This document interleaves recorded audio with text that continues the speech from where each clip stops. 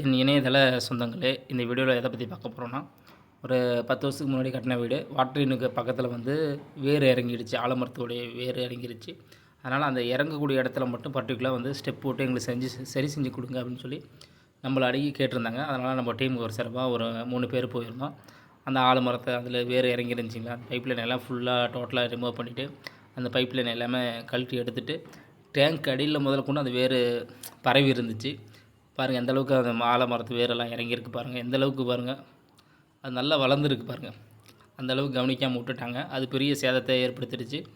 அந்த வேர் பைப்புக்குள்ளேயே போயிருக்கு. டீயில் கிராக் ஏற்பட்டு லீக்கேஜ் வந்திருக்கு. அந்த லீக்கேஜ் வழியாக அந்த கிராக் வழியாக வேர் வந்து பைப்புக்குள்ளே போயிடுச்சு. அதெல்லாம் நீட்டாக எல்லாம் கம்ப்ளீட்டாக எல்லாமே சுத்தம் பண்ணி எடுத்துகிட்டு, பைப் லைனுக்காக step clamp 10 inch apartment clamp போட்டு நீட்டாக மேலேருந்து கீழே இறங்க வரைக்கும் அடித்து விட்டோம்.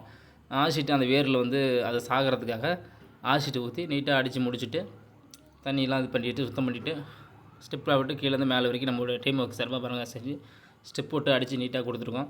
அடித்து கொடுத்த பேர் ரொம்ப திருப்தின்னு சொன்னாங்க. இந்த வேலைப்பாடு பிடிச்சா லைக் பண்ணுங்கள், கமெண்ட் பண்ணுங்கள், குறிப்பாக ஷேர் பண்ணுங்கள். நன்றி.